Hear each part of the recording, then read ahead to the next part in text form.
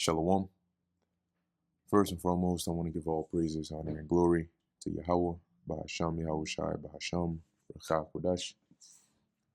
Double honors to the elders and the apostles of Great Millstone, and peace and blessings to the elect. And today we're going to go into the book of Isaiah, the 15th chapter. And pretty much as we go through this chapter, it's as the subheading shows, right, a pronouncing of judgment on or against Moab. Okay, and which Isaiah describes with vivid imagery the state of,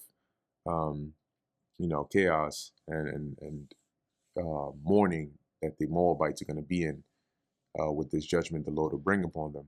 Now, it's mainly spoken of as like, a general kind of punishment the Lord would bring, right? It doesn't really specify when the Lord would do this. Though, when you read or when you go throughout secular history, you see that there were certain points in time where the Lord brought, for example, the Babylonians when they took over the region, right? The Moabites didn't escape them as well. And I believe Ezekiel also mentions that when he prophesied against the land. Now, there are a couple of verses in here that are parallel with what's written in the book of Jeremiah, I believe around the 48th chapter. So Jeremiah also prophesies of this judgment that comes against Moab. All right, which lets us know that it's very likely or probable that this major judgment wasn't really carried out by the Assyrians, because around the time of Jeremiah coming on the scene, what the Assyrians had done, right, would have pretty much sort of preceded that, right, when they came into the land and they besieged Samaria and so on and so forth. So this is Isaiah chapter 15, verse 1. The burden of Moab. Now, when you go to Isaiah 13, right, we went into the burden of Babylon, which we understood this to be a future prophecy. Okay, so now the Lord has a message concerning Moab. So it says here, the burden of Moab, because in the night Ar of Moab is laid waste and brought to silence, because in the night Kir of Moab is laid waste and brought to silence, right? Which is to signify, typically if you think of like in the night, it's sort of like an unexpected point, right, in time where suddenly, this destruction comes by whatever means the Lord brings it, right? Probably by an invasion, right? Or a takeover from a foreign power, or who knows, right? Well, the point here is that basically coming upon them unawares, destruction comes upon their cities, right? Ar and Kir being two of them. He is gone up to Bajith and to Dibon, the high places, to weep, right? Which is the Moabites.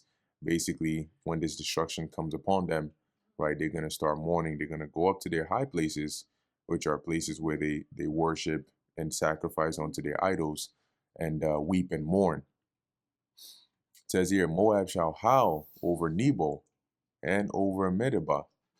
All on all their heads shall be baldness, and every beard cut off.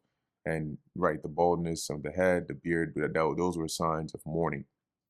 Now, these regions here, right, Nebo and Medeba and so on, when you look here at Nebo, you see here it is located in the region of Reuben, right? So if we were to look up here, Mount Nebo or Nebo, right, it says here, oh, not that. Let's look at this one historically.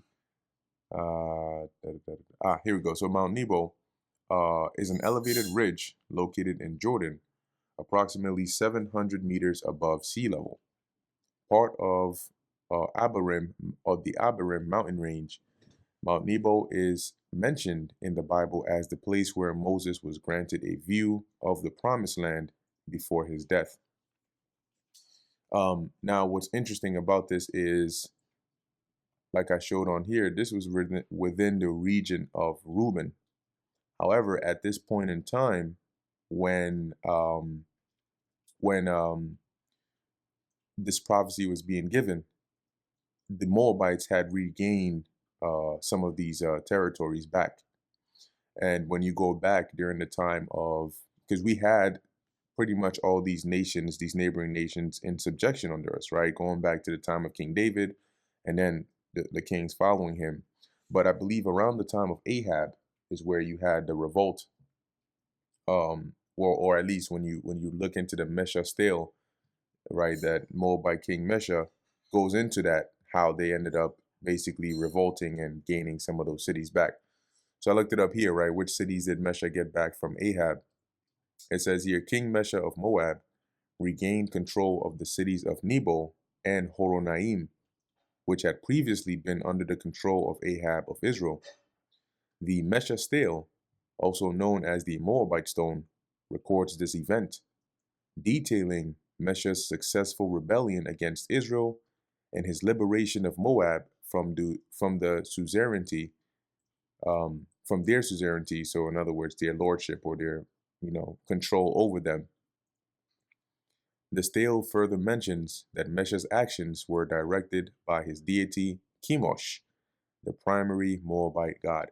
And I believe on this stone it talks about the house of David, and it also has the name of the Lord, right, the God of Israel on there, right, as Yahweh. So going back here, even though this Mount Nebo and so on is in the at least region where Reuben was, right, we know now that after that rebellion from Mesha, right, it makes sense that the Moabites had regained control of certain parts in here, going now towards the time of Isaiah, right? Because we know Ahab preceded Isaiah. So going back to Isaiah 15, that's why it's mentioning these, like Nebo as one of these areas where the Moabites would like go and cry upon and mourn as their high places. Verse 3, in their streets shall they gird themselves with sackcloth, on the tops of their houses and in their streets everyone shall howl, weeping abundantly. Okay, once again, that image of mourning, right? That image of being, destitute in suffering. Now, the tops of their houses, right? You have to keep in mind that in the ancient world, let's see, rooftop in Bible times. Yeah, so it's, let's see, I think they have it here, right? In Bible times, the rooftop is also a very different cultural space than roofs today in our American context, and that's important to keep in mind. The ancient roof was used as a bedroom, a dining room, a closet, a chapel, and a stage. As we get to Yahushua, a roof is transformed into a door. So, yeah, here we go. This is one of them, right? It says here, in Bible times, flat rooftops were commonly used for various purposes, including drying produce, socializing, and even sleeping during warmer months. I believe when we read in the book of Acts, the 10th chapter, it talks about how Peter, I think he was on a rooftop when he fell asleep and received that vision, if I remember correctly. Um, they also served as a place for prayer and religious ceremonies, both for the true God and sometimes for idols, right? So when you think of rooftop, you know, we are so used to imagining, see if I can get the image of it. Okay, here's one of them. We're so used to imagining like a modern day rooftop, but in the ancient world it was used differently. So here's like a stairs leading up to the actual rooftop area of a house where you could, do the various things we read about there. Okay. So when it goes back in, it mentions their where is it at? On the tops of their houses, right, wearing sackcloth and mourning and weeping. It's not like somebody's hanging on a triangular shaped rooftop about to slip off and fall, but it would make sense that they would be on, yeah, in these regions also, or these locations also mourning. So it says here, in their streets everyone shall howl, weeping abundantly, and Heshbon shall cry, and Eliela, their voice shall be heard even unto Jahaz, right? Once again, cities and regions that Moab had gained control of. Therefore the armed soldiers of Moab shall cry out, his life shall be grievous unto him, right? So even the soldiers who are supposed to be poised to defend the city are going to be, joining in this mourning because of this desolation or this destruction that will come upon them by whatever means the Lord had it manifest by. Verse 5, my heart shall cry out for Moab, his fugitives shall flee unto Zoar. Now, this is like, you know, imagine when you're speaking, right, and you're mentioning like the judgments that are going to come upon the place, and the Lord is going to do this, that, and the third, and you were to say something like it'll be so crazy, like you might even feel bad for them, because of how bad this destruction is going to be. And that's like similar to what Isaiah is saying here. He's not saying, that this basically doesn't mean anything more than the example I just gave here, right? Because sometimes you have to keep in mind, right, when you think of heathens, it's almost like an always hate, like there ain't nothing, shit, whatever kind of thing. So, if anybody says anything remotely kind, right, in the scriptures about the heathens, well, what does that mean, or why are they saying that? But it's just, general speak, right? So it says here, my heart shall cry out for Moab. And this is really more so another point of emphasis to show like this is how bad this destruction is going to be. That even though the Moabites weren't best friends with Israel, right, at all times, um, even still, right, like this is how bad it's going to be. His fugitives shall flee unto Zoar, right, and we know Zoar located here, right, south of the Dead Sea, and you got Moab over here, right, having gained some regions and territory over here. Basically, it's going to get so bad that they're going to flee down to Zoar, right, going more towards, now you're headed towards Edom territory. And as it says here, onto Zoar and heifer of 3 years old. And really, it should say like as an heifer of 3 years old. For by the mounting up of Luhith, and which is another region in Moab, mounting up meaning going up that region, with weeping shall they go it up, or shall they go up it. And the reason it mentions here a 3-year-old, an heifer of 3 years old, an heifer is like a female cow, right? And 3 years old is just to signify it would be like a grown cow, right? And I believe typically like the female cows around, like the grown stage when they what's the word that the cows do? Is it low, right? Lowing, right? Lowing cow.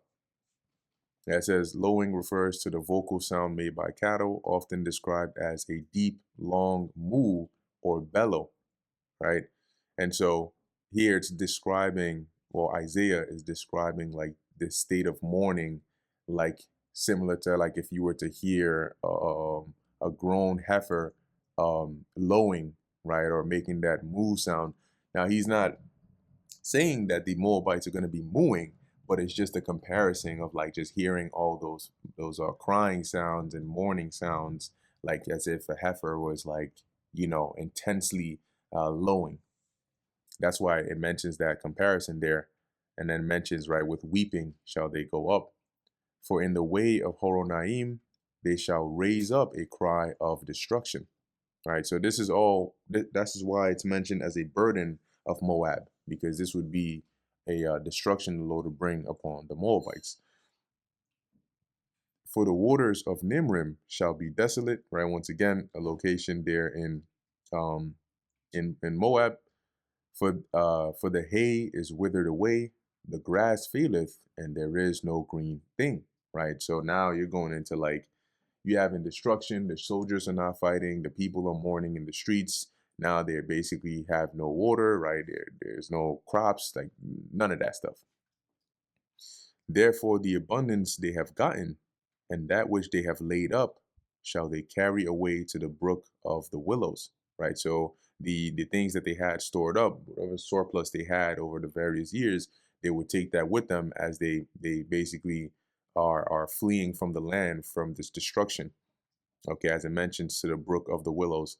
And when you look this up, it's identified with some regions somewhere down here bordering Moab and Edom, right? So now you can picture a visual of them scrambling to now get some refuge, right, and taking uh, um, you know, their supplies or their surplus and all that with them as they try to leave that area.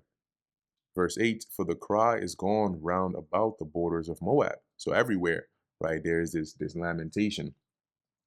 The howling thereof unto Eglaim, and the howling thereof unto Beer-elim. Once again, regions in Moab. For the waters of Dimon shall be full of blood, right, which that's that same, well, actually, I, some sources try to, link that Dimon and Dibon to say the M and the B are just, like interchangeable there. But regardless, the point here is that there, there's going to be mourning in the territory of Moab, and this region here, right, the waters of Dimon probably being some river or some body of water over there, as it says, shall be full of blood. For I will bring more upon Dimon, lions upon him that escapeth of Moab, and upon the remnant of the land. Right. So those that are left that are trying to flee, the Lord's like, I'm not done yet. I'm still, gonna bring some more judgment upon them. And keep in mind that these the judgments the Lord is bringing against these neighboring nations is because of the things that they did against Israel, because it wasn't always immediate that when a nation came against Israel for at whatever point in time and did what they did and were an adversary to us, that the Lord punished them right away. Right. So mainly we read about the judgments the Lord brought or would bring upon Israel, but there are also judgments the Lord pronounces against these other nations here. And when it mentions the waters of Dimon being full of blood, right, signifying this like mass death, right, and destruction or slaughter, right, and this is a common sight when if you deal with like certain like villages or those kinds of regions, right, where you have these streams about. If there was a slaughter in the city, you would have the stream get bloody, right? Because the blood of the slain on the ground would eventually find its way into that body of water, right? And then making the color of it, more red. Okay, but that's like the visual here, once again, um, of this judgment the Lord would bring upon Moab. So that brings us to the end of Isaiah, the 15th chapter. Once again, really just shifting the focus a bit onto pronouncing judgment against one of the neighboring nations of Israel at this time, being Moab. So with that, Lord willing, you were edified. In closing, I want to give all praises, honor, and glory to Yahweh, Bahasham, Yahweh Shai, Bahasham, Rechak Wadash. And until next time, Shalom.